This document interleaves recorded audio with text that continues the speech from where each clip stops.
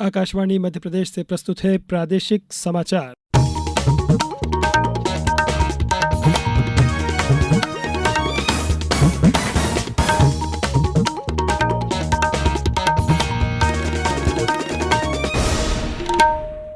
नमस्कार, समाचारों के साथ मैं नवनीत चौबे। प्रधानमंत्री नरेंद्र मोदी ने कहा है कि भारत वैश्विक भविष्य को आकार देने में अग्रणी भूमिका निभा रहा है। उन्होंने कहा कि देश सभी क्षेत्रों में एक अभूतपूर्व स्तर पर आगे बढ़ रहा है।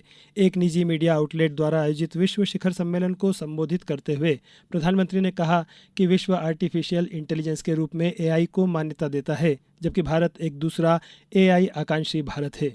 उन्होंने कहा कि जब विश्व अनिश्चितता में उलझा हुआ था, तब भारत आशा के एक प्रकाश स्तंभ के रूप में उभरकर सामने आया। प्रधानमंत्री ने कहा कि राष्ट्रीय जनतांत्रिक गठबंधन सरकार के तीसरे कार्यकाल के सिर्फ 125 दिनों में 9 लाख करोड़ रुपए की लागत की ढांचागत परियोजनाओं की मंजूरी दी गई है और 15 नई वंदे भारत रेलगाड़ियों की शुरुआत की गई। उन्होंने कहा कि 8 हवाई अड्डों के निर्माण कार्य की शुरुआत हुई है, 5 लाख घरों की छत पर सौर संयंत्र स्थापित किए गए हैं और 90 करोड़ से अधिक पौधारोपण किए गए हैं।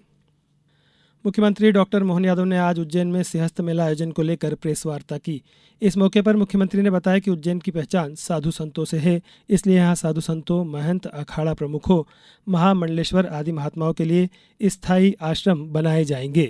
प्रयास ये कर रहे हैं कि जैसा हरिद्वार हमारा बना हुआ है, हरिद्वार में सभी साधु संतों के पास अच्छे आश्रम है, उनकी पर्याप्त जगह है और इसी तरह से उज्जैन में भी हम इस विकास के क्रम को जारी रख रहे हैं।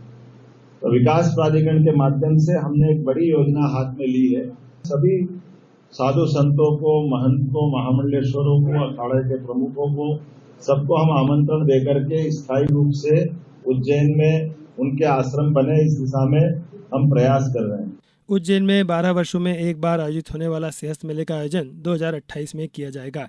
इससे पहले मुख्यमंत्री डॉक्टर मोहन यादव ने उज्जैन में पुलिस शहीद स्मृति दिवस के अवसर पर अमर शहीद जवानों के परिजनों को शॉल और श्रीफल भेंटकर सम्मानित किया। मुख्यमंत्री डॉक्टर यादव ने उज्जैन में अमर जवान ज्योति स्तंभ पर पुष्पचक्र अर्पित कर सलामी भी दी।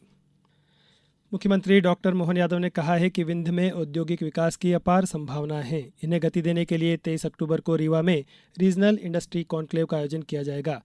उद्योगों के विकास की सभी बाधाएं दूर की जाएगी। सभी उद्योगपति अपनी कठिनाइयों को उद्योग विभाग को अवगत कराएं। हर जिले में निवेश संवर्धन केंद्र खोल दिए गए हैं। उद्योगपतियों की स्थानीय कठिनाइयों को दूर करने की जिम्मेदारी कमिश्नर और कलेक्टर की है। मुख्यमंत्री ने कहा कि विंध्य के उद्योगपतियों को उत्पादों के निर्यात के लिए कंटेनर की सुविधा मिलेगी। अब रेल के साथ मालवाहक हवाई जहाजों से भी परिवहन होगा। प्रधानमंत्री नरेंद्र मोदी ने आज कहा कि सरकार की उड़ान योजना ने भारत के विमानन क्षेत्र को बदल दिया है। उड़ान योजना की 8वीं वर्षगांठ के अवसर पर प्रधानमंत्री ने कहा कि इस योजना ने हवाई अड्डों और हवाई मार्गों की संख्या में वृद्धि के साथ करोड़ों लोगों के लिए उड़ान तक पहुंच सुनिश्चित की है। उन्होंने कहा कि साथ ही इस योजना का व्यापार और वाणिज्य को बढ़ावा देने और क्षेत्रीय विकास को आगे बढ़ाने पर बड़ा प्रभाव पड़ा है। पुलिस स्मृति दिवस पर आज प्रधानमंत्री नरेंद्र मोदी ने देश के पुलिसकर्मियों की बहादुरी और बलिदान को सम्मानित किया। सोशल मीडिया पर एक पोस्ट के माध्यम से उन्होंने लोगों की सुरक्षा सुनिश्चित करने के लिए पुलिसकर्मियों के अटूट समर्पण की प्रशंसा की।